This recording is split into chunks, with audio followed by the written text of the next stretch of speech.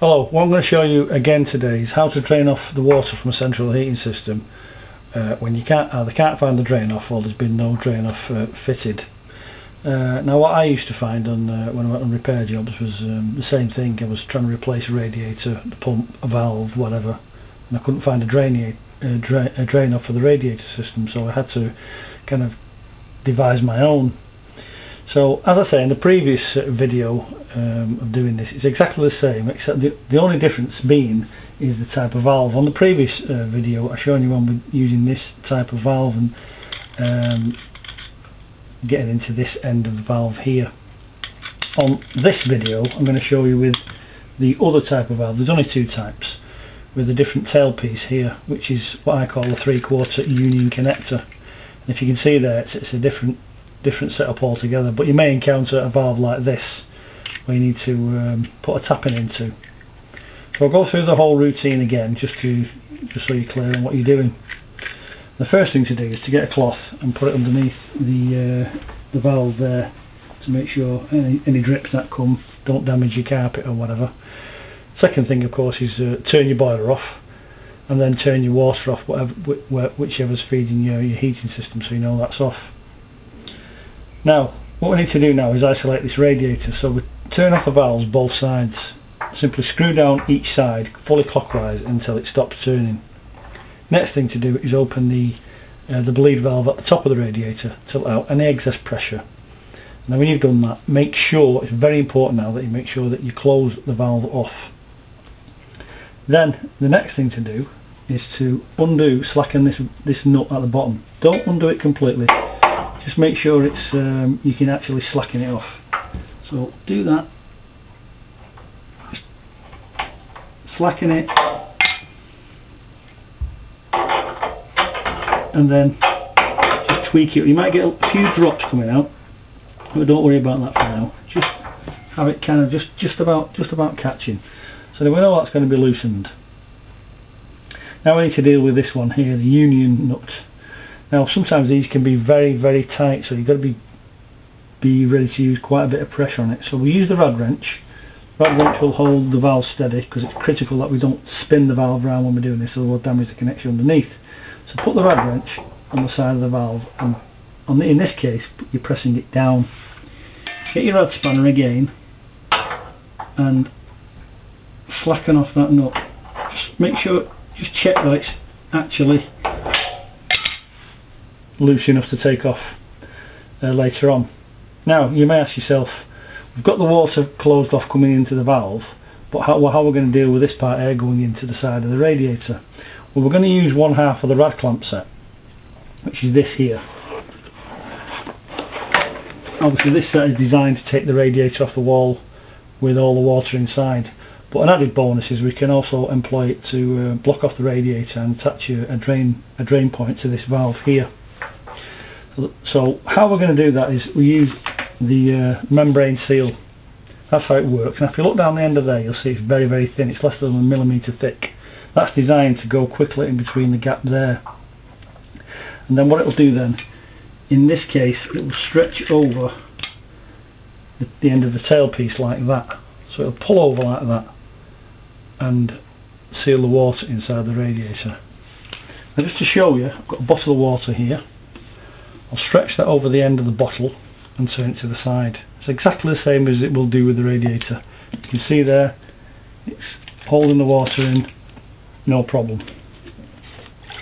There you go. So that's that. So how we're going to hold this seal in place? Okay, we get a rad valve, a rad clamp, and screw that on the bottom corner of the radiator. Not too tight, just hold it in place. General rule of thumb is centre of the clamp about 3 inches from the end of the radiator, 75mm or thereabouts. Then you place in the guide rod. That slides left to right like that, and just for now just leave it pushed in. Now the next thing is to again go back to this nut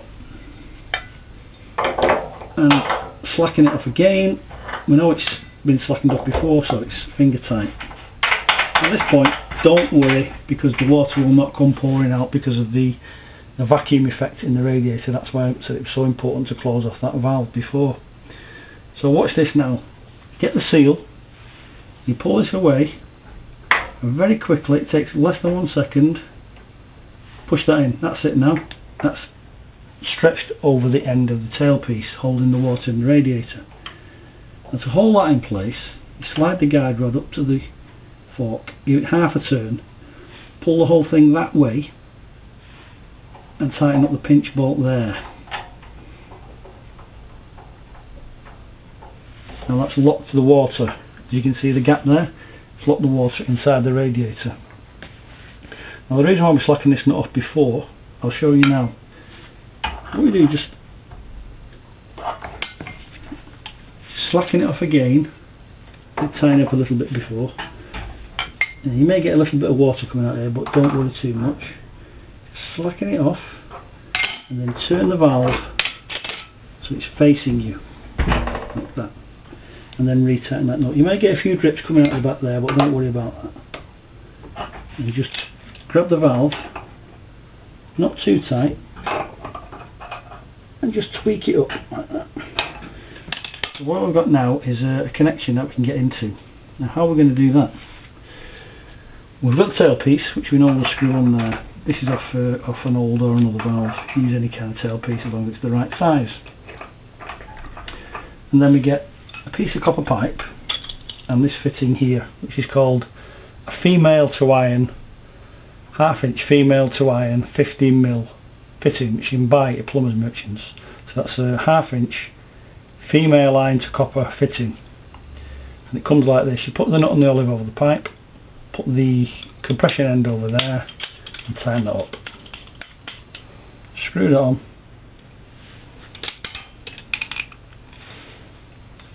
and tighten that up. Don't have to be too tight, just tweak it up like that. Then you get your tailpiece, 3/4 tailpiece, and screw that in the end. Again, don't have to go overboard with the sealing of this because it's just draining to atmosphere. You can get your Allen key if you want, just screw it in a little bit.